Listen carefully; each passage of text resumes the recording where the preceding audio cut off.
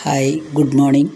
ത്വമേവ മാതാ ച പിതാ ത്വമേവ ബന്ധുശ്ച സഖാ ത്വമേവ വിദ്യാ ദ്രവിണം ത്വമേവ സർവം മമ ദേവദേവ. ശ്രീമദ് ഭഗവത്ഗീത 6-ാം അധ്യായം ധ്യാനയോഗം 40-ാമത്തെ ശ്ലോകമാണ് ചൊല്ലുന്നത്. ശ്രീ ഭഗവാനുവാച പാർത്ഥനൈവേഹ ന അമുത്ര വിനാശസ്തസ്യ വിദ്യതി നഹി കല്യാണകൃത് കശ്ചിത് ദുർഗതിം താതഗച്ഛതി. മലയാളം: ഇങ്ങുമങ്ങും അവനെന്നും വന്നു ചേരാ വിനാശവും നന്മ ചെയ്യുന്നവനെന്നും തിന്മ തെല്ലുമണഞ്ഞിടാം. പാർത്ഥ, അർജുന, തസ്യ ഇഹ അമുത്ര വിനാശഃ ന വിദ്യതേയേവ. അവന് ഇഹത്തിലും പരത്തിലും നാശം സംഭവിക്കുന്നില്ല. ഹിതാദ എന്തെന്നാൽ, ഹേ വത്സ. ഹിതാദ എന്ന് പറയുമ്പോൾ എന്തെന്നാൽ, അർജുന, ഹേ വത്സ എന്ന് വിളിക്കുകയാണ്. കല്യാണകൃത് കശ്ചിത് ദുർഗതിം ന ഗച്ഛതി. കല്യാണകൃത് കശ്ചിത്, മംഗളകർമ്മം ചെയ്യുന്ന ഒരാളും തന്നെ ദുർഗതിം ന ഗച്ഛതി, ദുർഗതി പ്രാപിക്കില്ല. അപ്പോൾ കഴിഞ്ഞ ശ്ലോകത്തിൽ അർജുനൻ ചെറിയൊരു സംശയം, ഏതന്മേ സംശയം കൃഷ്ണ എന്ന് പറഞ്ഞിട്ടുണ്ടായിരുന്നു. എന്താണ് സംശയം പറഞ്ഞത്? ഈ ആത്മീയതയിലേക്ക് ഉയരുകയും ചെയ്തു, ഉയരാൻ ശ്രമിച്ചു, ലൗകികം കാര്യങ്ങളിൽ നിന്നൊക്കെ കുറച്ച് വിട്ടു നിന്നു, ആത്മീയതയിലോട്ട് എത്തിയതില്ല, അതിൻ്റെ ഇടയ്ക്കുന്ന് നിർത്തേണ്ടി വന്നു. ചിലപ്പോൾ മരണമായിരിക്കാം, അല്ലെങ്കിൽ മറ്റ് കാരണങ്ങളായിരിക്കാം. അപ്പോൾ അങ്ങനെ വന്നു കഴിഞ്ഞാൽ അത് നമുക്ക് ദോഷം ചെയ്യില്ലേ എന്നുള്ളതാണ് അർജുനൻ്റെ സംശയം ഉണ്ടായിരുന്നത്. രണ്ടിലും വിജയിച്ചില്ല. ലൗകിക വൃത്തികൾ മുഴുവനാക്കാൻ പറ്റുമോ? ഇല്ല. എന്നാൽ ആത്മീയതയിൽ മുഴുവൻ അറ്റത്തെത്താൻ പറ്റുമോ? ഇല്ല. അപ്പോൾ അങ്ങനെയാണെങ്കിൽ അങ്ങനെയുള്ളവരുടെ ഗതി എന്തായിരിക്കും? ഇതാണ് അർജുനൻ്റെ സംശയം ഉണ്ടായിരുന്നത്. അതിനുള്ള ഉത്തരങ്ങളാണ് ഇനിയുള്ള കുറച്ച് ശ്ലോകങ്ങളിലൂടെ ഭഗവാൻ പറഞ്ഞു കൊടുക്കുന്നത്, തീർത്തു കൊടുക്കുകയാണ് സംശയങ്ങളൊക്കെ. ഇഹത്തിലും പരത്തിലും നാശമില്ല എന്നാണ്. മംഗളകർമ്മം അനുഷ്ഠിക്കാൻ നീ തുടങ്ങിയോ, അല്ലെങ്കിൽ യോഗമാർഗത്തിൽ സഞ്ചരിക്കാൻ തുടങ്ങിയാൽ ആ ആൾക്ക് ഈ ലോകത്തിലും പ്രശ്നമില്ല, പരലോകത്തിലും പ്രശ്നമില്ല, നാശം ഒരിക്കലും സംഭവിക്കുന്നില്ല എന്ന് ഭഗവാൻ ഉറപ്പ് നൽകുകയാണ്. കാരണം എന്താ വെച്ചാൽ, സൽക്കർമ്മം ചെയ്യുന്ന ഒരാളും തന്നെ ദുർഗതി പ്രാപിക്കില്ല. നമ്മൾ പറയാറുണ്ടല്ലോ, ഇന്നത്തെ കർമ്മമാണ് നാളത്തെ ഫലം എന്ന് പറയാറുണ്ട്. അപ്പോൾ ഇന്ന് നമ്മൾ എന്തൊക്കെ ചെയ്യുന്നു, നല്ല കാര്യങ്ങളാണ് നമ്മൾ ചെയ്യുന്നത്, ആത്മീയതയിലേക്കാണ് നമ്മൾ തിരിഞ്ഞത്. അതുകൊണ്ട് ഒട്ടും പേടിക്കണ്ട. അതിൻ്റെ ഇടയിൽ വെച്ച് നിനക്ക് നിർത്തേണ്ടി വന്നാലും നിനക്ക് നല്ലത് മാത്രമേ സംഭവിക്കൂ.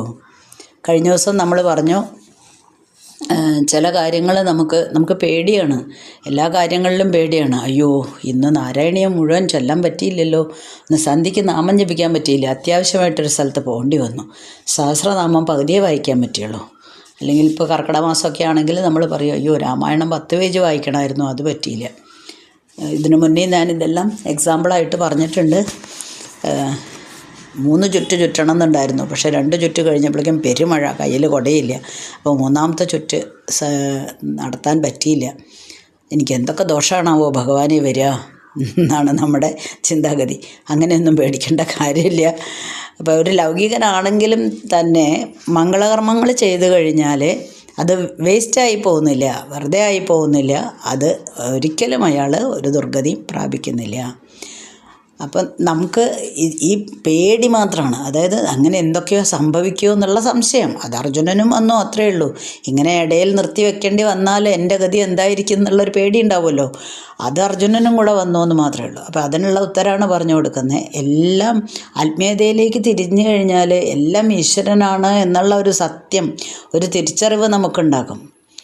അത് എത്തിക്കഴിഞ്ഞാൽ അതിൻ്റെ ഇടയിൽ വെച്ച് പിന്തിരിയേണ്ടി വന്നാലും ശരി, അവന് മുഴുവനായിട്ടും ലൗകികനാവാനും പറ്റില്ല. കാരണം അതിൽ നിന്നും വിട്ടു. അപ്പം അങ്ങനെ ഒരവസ്ഥ എത്തും. അങ്ങനെ എത്തിക്കഴിഞ്ഞാലും പേടിക്കാനില്ല. നീ കുറച്ച് മംഗളകർമ്മങ്ങൾ ചെയ്തു കഴിഞ്ഞാൽ അത് അവിടെ തന്നെ നിലനിൽക്കും. അതായത് ഭഗവാന് ദേഷ്യം വരില്ല എന്നർത്ഥം. അത് ഭഗവാൻ എന്ത് ചെയ്യും, ശിക്ഷിക്കുമോ എന്നൊക്കെയാണ് നമ്മുടെ പേടി. ഇപ്പോൾ ചില കുട്ടികൾ ഇവിടെ ട്യൂഷന് വരുമ്പോൾ ആദ്യമൊക്കെ വരും 2 മാസം, കുറച്ച് കഴിഞ്ഞാൽ ഇപ്പം തന്നെ അടുത്ത് തന്നെ എക്സാമ്പിൾ ഉണ്ടായി. അവർക്ക് എല്ലാവർക്കും തന്നെ വൈകുന്നേരം 6 മണി വരെ ക്ലാസ്സാണ് സ്കൂളിൽ. അപ്പോൾ അത് കഴിഞ്ഞ് ഇവിടെ വന്ന് ക്ലാസ് കഴിയുമ്പോഴേക്കും 7 മണി. വീട്ടിൽ അച്ഛന്മാരോ അല്ലെങ്കിൽ ബ്രദേഴ്സോ ഒന്നുമില്ല തിരിച്ചു കൊണ്ടുപോകാൻ. ആ കാരണം കൊണ്ട് മാത്രം ഞങ്ങൾക്ക് വരാൻ പറ്റില്ല, ടീച്ചറെ നിർത്തുകയാണ് എന്ന് പറഞ്ഞു. അപ്പോൾ അങ്ങനെ നിർത്തിയതുകൊണ്ട് എനിക്ക് അവരോട് എന്തെങ്കിലും ദേഷ്യമുണ്ടോ? ഇല്ല. അവരുടെ സാഹചര്യമാണത്. അവർക്ക് വരാൻ പറ്റില്ല. അവർക്ക് പഠിക്കണമെന്നുണ്ട്, വരണമെന്നുണ്ട്, ആഗ്രഹമുണ്ട്. പക്ഷേ രാത്രി അവരെ തിരിച്ചു കൊണ്ടുപോകാൻ ആളില്ല. കുറച്ച് ദൂരേക്ക് പോകണം, ബസ്സിൽ പോവുകയും വേണം. അതേപോലെ തന്നെയാണ് പല കാര്യങ്ങളും. അപ്പം നമ്മളിപ്പോൾ എന്തെങ്കിലും ക്ലാസ്സുകൾക്ക് ചെന്ന് ചേർന്നു, മ്യൂസിക് ക്ലാസ്സോ യോഗ ക്ലാസ്സോ എന്തെങ്കിലും, കുറച്ച് ദിവസം കഴിഞ്ഞു നമുക്ക് പോകാൻ പറ്റുന്നില്ല. മാഷ് നമ്മളെ പിടിച്ചടിക്കുമോ? ഇല്ല. ആ കുട്ടിക്ക് വരാൻ പറ്റുന്നില്ല, അത് മനസ്സിലാക്കുക മാത്രമേ ഉള്ളൂ. ഒന്നും സംഭവിക്കില്ല. അതേപോലെ തന്നെ ഭഗവാന് മനസ്സിലായി ഇവർക്ക് അവിടെ എത്താൻ കഴിഞ്ഞില്ല എന്ന് വിചാരിച്ച് ഭഗവാൻ നമ്മളോട് ദേഷ്യപ്പെടുമോ? ഇന്നിപ്പോൾ മുഴുവനായിട്ട് നാരായണീയം ചൊല്ലാൻ പറ്റിയില്ല, എനിക്ക് 2 ശ്ലോകമേ ചൊല്ലാൻ പറ്റുള്ളൂ. ഒരു കുഴപ്പമില്ല. ഒക്കെ നമ്മുടെ മനസ്സാണ് ഇതൊക്കെ ഉണ്ടാക്കുന്നത്. എന്തെങ്കിലും സംഭവിക്കുമോ എന്നുള്ള പേടിയും നമ്മൾ തന്നെ ഉണ്ടാക്കുന്നത്. അപ്പോൾ അങ്ങനത്തെ പേടിയൊക്കെ വിടുക. ആരും ഭഗവാൻ നമ്മളെ ചീത്ത പറയുകയോ ശപിക്കുകയോ ഒന്നും ചെയ്യുന്നില്ല. അപ്പോൾ ഒരു നിരീശ്വരവാദീനെ ആണെങ്കിൽ പോലും അവരെ പോലും എല്ലാ മനുഷ്യന്മാരെയും രക്ഷിക്കുന്ന ആളാണ് ഭഗവാൻ. അപ്പോൾ ഒരു നിരീശ്വരവാദി ആണെങ്കിൽ പോലും അവരെയും അവരുടെ എല്ലാ കാര്യങ്ങളിൽ നിന്നും വലിയ അബദ്ധം കൂടാതെ അല്ലെങ്കിൽ എന്താ പറയുക വലിയ പണിഷ്മെൻറ്റ് ശിക്ഷയൊന്നും കൊടുക്കാതെ അവരെ രക്ഷിച്ച് കൊണ്ടുവരുന്ന ആളാണ് ഭഗവാൻ. അപ്പോൾ ഭഗവാൻ വേണമെങ്കിൽ വിചാരിക്കാം ഒരു നിരീശ്വരവാദികളല്ലേ, എന്നെ ഒരിക്കൽ പോലും തിരിഞ്ഞു നോക്കുന്ന പോലും ഇല്ല, എന്നെ ചിന്തിക്കുന്ന പോലും ഇല്ല എന്നെപ്പറ്റി, എന്നാൽ അവരവിടെ കിടക്കട്ടെ. അങ്ങനെ വരില്ല. എല്ലാവരും രക്ഷിക്കുന്ന ആളാണ് ഭഗവാൻ. അപ്പം പിന്നെ നമ്മൾ കുറച്ചെങ്കിലും ആത്മീയതയിലേക്ക് നീണ്ട ആൾക്കാർ, അല്ലെങ്കിൽ രാവിലെ മുതൽ പ്രാർത്ഥന, അല്ലെങ്കിൽ മറ്റുള്ള നമുക്കിഷ്ടം പോലെ വഴികളുണ്ടല്ലോ, മാർഗ്ഗങ്ങളൊക്കെ നമ്മളിതിന് മുന്നേ പറഞ്ഞിട്ടുണ്ട്. സത്സംഗം കേൾക്കുക, പ്രഭാഷണങ്ങൾ കേൾക്കുക, ഭക്തി, പ്രാർത്ഥന, നാമം ചൊല്ലുക, നാമം എഴുതുക, ഇതെല്ലാം ചെയ്യുന്ന ആൾക്കാർക്ക് ഇങ്ങനൊരു ദോഷം ഒരിക്കലും വരില്ല. അത് നമുക്ക് സ്വന്തമായിട്ട് തോന്നുന്നതാണ്. അപ്പം നമ്മൾ എങ്ങനെയാണ് നമ്മുടെ മനസ്സിലെ മാലിന്യങ്ങൾ കളയാൻ വേണ്ടിയിട്ടാണ് നമ്മളിതെല്ലാം ചെയ്യുന്നത്. സഹസ്രനാമം ചെല്ലുന്നതായാലും നാമം എഴുതുന്നതായാലും എന്തായാലും ഇതെല്ലാം നമ്മുടെ മനസ്സിലെ മാലിന്യങ്ങൾ അകറ്റി മനസ്സ് ക്ലിയറാക്കാൻ വേണ്ടിയിട്ടാണ്. ഭഗവാനെ ബോധിപ്പിക്കാനല്ല, ഭഗവാനെ പേടിച്ചിട്ടുമല്ല, ഭഗവാൻ എന്തെങ്കിലും ചെയ്യുമോ ഒന്ന് പേടിച്ചിട്ടല്ല. അപ്പം നമ്മൾ ചെയ്ത പുണ്യം എപ്പോഴും നമ്മുടെ കൂടെ തന്നെ ഉണ്ടെന്ന് മനസ്സിലാക്കി കൊടുക്കുകയാണ്. ഇനി 41ാമത്തെ ശ്ലോകം. 41ാമത്തെ ശ്ലോകത്തിന് മുന്നേ ഒരു കാര്യം കൂടെ പറയാം. ഹേ താത എന്നാണ് വിളിച്ചത്. മകനെ എന്നാണ് അർജുനനെ വിളിക്കുന്നത്. അതായത് ഒരച്ഛന് എത്ര വലിയ ദുഷ്ടനാണ് മകൻ ചാലും സ്വന്തം മകനോട് ദേഷ്യം ഉണ്ടാവില്ല. അപ്പോൾ സ്വന്തം മകനെ പോലെയാണ് അർജുനനെ കരുതുന്നത്. അപ്പോൾ ഞാൻ നൽകുന്ന ഉപദേശങ്ങളൊന്നും തെറ്റായ വഴിക്ക് നിന്നെ നയിക്കാനുള്ളതല്ല എന്നും കൂടെ ഒന്നും മനസ്സിലാക്കി കൊടുക്കുകയാണ്. നല്ലതിനു വേണ്ടി മാത്രമേ അച്ഛന്മാർ മക്കളെ ഉപദേശിക്കാറുള്ളൂ. അതുപോലെയാണ് മോനെ ഞാൻ നിന്നെ ഉപദേശിക്കുന്നത്. പ്രാപ്യ പുണ്യകൃതാം ലോകാനുഷിത്വ ശാശ്വതീ സമാം ശുചീനാം ശ്രീമതാം ഗേഹേ യോഗഭ്രഷ്ടോഭിജായതേ. മലയാളം. നന്മ ചെയ്വോർക്കു ചേരേണ്ടും നല്ല ലോകം ഭുജിച്ചവൻ ശുചിയേറും ഗൃഹത്തിങ്കൽ ശുചിയായി താനിരുന്നിടും. യോഗഭ്രഷ്ടൻ പുണ്യകൃതാൻ ലോകാൻ പ്രാപ്യ പുണ്യലോകങ്ങൾ പ്രാപിച്ച് ശാശ്വതീ സമാ ഉഷിത്വ ചിരകാലം സുഖിച്ച് ശുചീനാം ശ്രീമതാം ഗേഹി സദാചാര തൽപരന്മാരായിട്ടുള്ള ധനികരുടെ ഗൃഹത്തിൽ അഭിജായതേ ജനിക്കുന്നു. അതായത് ഇടയിൽ വെച്ച് നിർത്തിപ്പോകേണ്ട അവസ്ഥ വന്നിട്ടുള്ള ആൾക്കാരുടെ കഥയാണ് പറയുന്നത്. അപ്പോൾ യോഗഭ്രഷ്ടൻ എന്ന് പറയുന്നത് 2 തരത്തിലാവാം. ഒന്ന് ആത്മീയതയുടെ ഇടയ്ക്ക് ദേഹം വെടിഞ്ഞ ആളാവാം, അല്ലെങ്കിൽ ഇടയ്ക്ക് നിർത്തിയ ആളായിരിക്കാം. അപ്പോൾ ആരാണെങ്കിലും ഇവിടുന്ന് മരിച്ചു പോയെങ്കിൽ ഇത് മറ്റുള്ള പുണ്യലോകങ്ങൾ പ്രാപിച്ച് അവിടുത്തെ സുഖങ്ങളൊക്കെ അനുഭവിച്ചതിന് ശേഷം ശുചീനാം ശ്രീമതാം ഗേഹേ അവർ മരണശേഷം മറ്റുള്ള പുണ്യലോകങ്ങളെല്ലാം സുഖം അനുഭവിച്ച് കഴിഞ്ഞ് ഏറ്റവും ശ്രേഷ്ഠമായിട്ടുള്ള പുണ്യാത്മാക്കളുടെ ഗൃഹത്തിൽ തന്നെ ജനിക്കുന്നു. പുണ്യകർമ്മങ്ങൾ തന്നെ 2 തരത്തിലുണ്ട്, സകാമകർമ്മം, നിഷ്കാമകർമ്മം. അപ്പോൾ ഇവിടെ കാമനകൾ മുഴുവനും അവസാനിപ്പിക്കാതെ ഇടയ്ക്കുന്ന് വെച്ച് നിർത്തിപ്പോകേണ്ട ആത്മീയതയിലേക്ക് പുറപ്പെട്ടു. പക്ഷേ അവിടെ നിർത്തേണ്ടി വന്ന ആൾക്കാരുടെ ഗതിയാണ് പറയുന്നത്. അവരാണെങ്കിൽ പോലും ഈശ്വരനെ ആരാധിച്ചു എന്നുള്ളതിൻ്റെ ഫലമായിട്ട് മരണശേഷം അവർ സ്വർഗാദി പുണ്യലോകങ്ങളെല്ലാം പ്രാപിച്ച് അവിടെയുള്ള ദിവ്യഭോഗങ്ങളൊക്കെ അനുഭവിച്ചതിന് ശേഷം സദാചാര തൽപരനായ ധനികരുടെ ഗൃഹത്തിൽ ശുചീനാം ശ്രീമതാംഗേഹി ജനിക്കുന്നു. അപ്പോൾ ഇനി നിഷ്കാമകർമ്മം ആചരിക്കുന്നതാണെങ്കിൽ വേറെ തരത്തിലാണ് അനുഭവം വരുന്നത്. രണ്ടും നമ്മൾ ചെയ്ത കർമ്മത്തിൻ്റെ ഫലമാണ് നമുക്കുണ്ടാവുക. അപ്പോൾ സകാമകർമ്മത്തിനും നിഷ്കാമകർമ്മത്തിനും രണ്ടും രണ്ട് ഫലമാണ്. അപ്പോൾ ഇതിൽ ഇടയ്ക്കുന്ന് പെട്ടെന്ന് നിർത്തിവെക്കേണ്ട ആൾക്കാരുടെ ഗതിയാണ് പറയുന്നത്. അപ്പോൾ ചിലപ്പോൾ നമ്മൾ മരിച്ചു കഴിഞ്ഞാൽ ചില ആൾക്കാർ ജനിക്കുന്നത് ഇപ്പോൾ പുണ്യഗ്രഹങ്ങളിൽ ജനിക്കും എന്നാണല്ലോ നമ്മൾ പറഞ്ഞത്. ചിലപ്പോൾ ജനിക്കുന്നത് നമ്മൾ ചിലപ്പോൾ ഈശ്വരവിശ്വാസം ഒട്ടും തന്നെ ഇല്ലാത്ത അച്ഛനമ്മമാരുടെ അല്ലെങ്കിൽ അങ്ങനെയുള്ള ഒരു വീട്ടിലായിരിക്കും. ഈശ്വര വിശ്വാസമില്ലാത്ത അച്ഛനമ്മമാരുടെ മകളായിട്ടായിരിക്കുമോ ജനിക്കുന്നത്.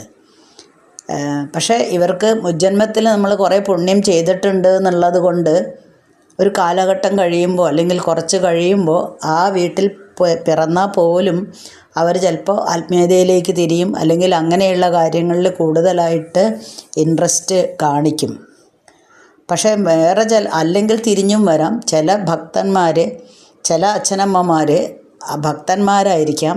അപ്പോൾ അവർ നിർബന്ധപൂർവം ഈ ഇത്ര മണിക്കൂർ നാമം ചെല്ലണം, ഇന്ന നാമങ്ങൾ ചെല്ലണം, ഭഗവാനെ ഭജിക്കണം, വ്യാഴാഴ്ചയാണ് അമ്പലത്തിൽ പോകണം, ശനിയാഴ്ചയാണ് അയ്യപ്പനെ ഭജിക്കണം, അല്ലെങ്കിൽ ഇന്ന ദിവസം ഇന്ന കാര്യം ചെയ്യണം, വ്രതമെടുക്കണം. അങ്ങനെ കുട്ടികളെ നിർബന്ധപൂർവം, ചെറിയ കുട്ടികളാവുമ്പോൾ തന്നെ നിർബന്ധപൂർവം അവരെ ഭക്തിയിലേക്ക് തിരിച്ചുവിടാൻ നോക്കും. പക്ഷേ അവിടെ അച്ഛനും അമ്മയും ഭക്തിയുള്ള ആൾക്കാരായിട്ട് കാര്യമില്ല. കുട്ടിക്ക് ഇങ്ങനെ ചെയ്താൽ അങ്ങനെ കിട്ടുമെന്നും പറയും. ഇപ്പം ഞങ്ങളൊക്കെ ചെറിയ കുട്ടികളാവുമ്പോൾ പറയുക ഇമ്പോർട്ടൻസ്. അപ്പോൾ ഗിരിപ്രദക്ഷിണം ചെയ്താൽ ഫസ്റ്റ് ക്ലാസ് കിട്ടുമല്ലോ. അതുകൊണ്ട് എന്തായാലും ഗിരിപ്രദക്ഷിണത്തിന് പോകാൻ ഭയങ്കര ഇൻട്രസ്റ്റ് ആയിരുന്നു. പിന്നെ പോണ വഴിക്കൊക്കെ ഞങ്ങൾക്ക് നാരങ്ങ വെള്ളവും സർവത്തൊക്കെ കിട്ടുമായിരുന്നു. അപ്പോൾ അതൊരു നല്ല കാര്യമായിരുന്നു. ഭക്തിയും ഉണ്ട് കൂട്ടത്തിൽ. പക്ഷെ അന്നൊന്നും ഇത്ര തീവ്രമായിട്ടുള്ള നമ്മൾ ചിന്തിക്കുന്നില്ല. താൽക്കാലിക മോഹമാണ് എങ്ങനെയെങ്കിലും ഫസ്റ്റ് ക്ലാസ്സൊക്കെ കിട്ടി പാസ്സാവണമെന്ന്. അതേപോലെ കുട്ടികൾ നോക്കുമ്പോൾ അച്ഛനും അമ്മയും നാമം ചെല്ലാൻ പറയുന്നു, അവർക്ക് പ്രത്യേകിച്ച് ഫലമൊന്നും കിട്ടുന്നില്ല. അപ്പോൾ എന്തായി പോവും? ഫലമൊന്നും കിട്ടുന്നില്ല. എത്ര ഞാൻ പ്രാർത്ഥിച്ചു, അമ്മ പറഞ്ഞിട്ട് ഞാൻ 1 മണിക്കൂർ നാമം ചൊല്ലി, അല്ലെങ്കിൽ അച്ഛൻ പറഞ്ഞിട്ട് ഞാൻ ഇത്രയും സഹസ്രനാമം മുഴുവനായിട്ടും ചൊല്ലി, എന്നിട്ടും ഭഗവാൻ എന്നിൽ കനിഞ്ഞില്ല, എനിക്ക് യാതൊരു ഗുണവും ഉണ്ടായില്ല, അങ്ങനെ പറയുന്നവരും ഉണ്ടാവും. ചിലപ്പോൾ ഇങ്ങനെ വളരെ നിർബന്ധിച്ച് കുട്ടികളെ ഇങ്ങനെ തിരിക്കാൻ നോക്കിയാൽ അവർ മുഴുവനായിട്ടും നിരീശ്വരവാദികളായിട്ട് മാറാനും ചാൻസ് ഉണ്ട്. ഇതൊക്കെ അവരുടെ കർമ്മങ്ങളുടെ ഫലമാണ്. അപ്പോൾ അങ്ങനെ ഓരോരുത്തർക്കും ഓരോ ഫലമാണ്. അപ്പോൾ ഇടയ്ക്ക് നിർത്തിവെച്ച് മുഴുവൻ കാമനകളും നശിപ്പിക്കാതെ യോഗഭ്രഷ്ടനാവുകയാണ്. അപ്പോൾ യോഗഭ്രഷ്ട എന്നുള്ള 2 തരത്തിലാണ് നമ്മൾ എടുക്കുന്നത്. ഇതിൽ ആദ്യത്തെ കഥയാണ് ഇപ്പോൾ പറഞ്ഞത്. ഇനി അല്ലെങ്കിൽ 42ാമത്തെ ശ്ലോകത്തിൽ അഥവാ യോഗിനാമേവ കുലേ ഭവതി ധീമതാം ഏതദ്ധി ദുർലഭതരം ലോകേ ജന്മദീദൃശം. മലയാളം: അഥവാ ബുദ്ധിമാന്മാരാം യോഗികൾ കുലമൊരേറിടാം ലോകത്തിൽ ഈ വിധം ജന്മമാകവേ തെല്ലു ദുർലഭം. അഥവാ അല്ലെങ്കിൽ ധീമതാം യോഗിനാം ജ്ഞാനികളായ യോഗികളുടെ കുലേ ഏവ ഭവതി കുലത്തിൽ തന്നെ ജന്മം കിട്ടാവുന്നതുമാണ്. ഈദൃശം ജന്മ യത് ഏതത് ലോകേ ദുർലഭതരം ഹി. ഇത്തരം ജന്മം ലോകത്തിൽ വളരെ അപൂർവമാണ്. അതായത് ഭോഗേച്ഛയ്ക്ക് ശ്രമിച്ച ഒരു ഉത്തമ സാധകൻ നിഷ്കാമഭക്തിയോടെ ഭഗവാനെ ഉപാസിക്കുന്നു, ധ്യാനനിഷ്ഠ കൈവരിക്കുന്നു. നേരത്തെ പറഞ്ഞത് സകാമകർമ്മമാണ്, ഇവിടെ നിഷ്കാമകർമ്മമാണ് പറയുന്നത്. അപ്പോൾ അയാൾക്ക് സ്വർഗസുഖങ്ങളിലൊന്നും യാതൊരു താല്പര്യവും ഉണ്ടാവില്ല. ധ്യാനനിഷ്ഠ മാത്രം, എങ്ങനെയെങ്കിലും ഭഗവാന്റെ അടുത്ത് എത്തണം, അല്ലെങ്കിൽ ഭഗവാനിൽ മാത്രം എൻ്റെ ശ്രദ്ധ ആയിരിക്കണം എന്ന് വിചാരിച്ച് അതിനുവേണ്ടി തീവ്രമായിട്ട് പരിശ്രമിക്കുകയാണ്. തൻ്റെ ലക്ഷ്യം അതാണെന്ന് മനസ്സിലാക്കിയതുകൊണ്ട് അതിലേക്ക് മാത്രമാണ് അയാളുടെ ചിന്ത മുഴുവനായിട്ട്.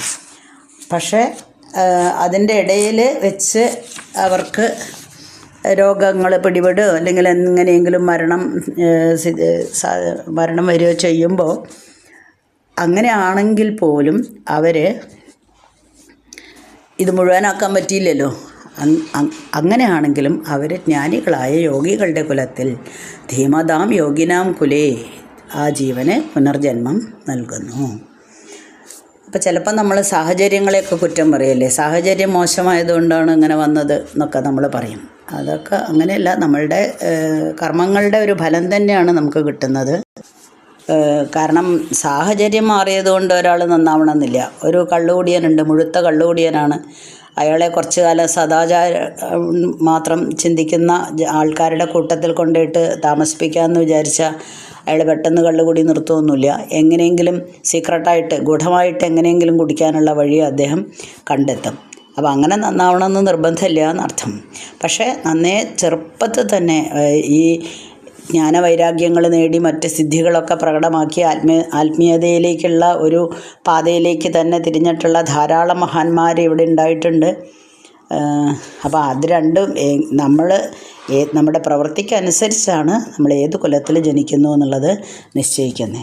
അപ്പോൾ ആദ്യത്തെ ശ്ലോകത്തിൽ കഴിഞ്ഞ ശ്ലോകത്തിൽ പറഞ്ഞതിൽ നിന്ന് വ്യത്യാസമായിട്ട് ഇവിടെ രോഗമരണാദികൾ കൊണ്ട് ഇടയിൽ വെച്ചിട്ട് നമ്മൾ നമ്മുടെ ഈ ധ്യാനം അല്ലെങ്കിൽ യോഗിയാവാനുള്ള ഒരു പാത, അത് ആ മാർഗത്തിൽ തടസ്സം വരികയാണ് ചെയ്തത്.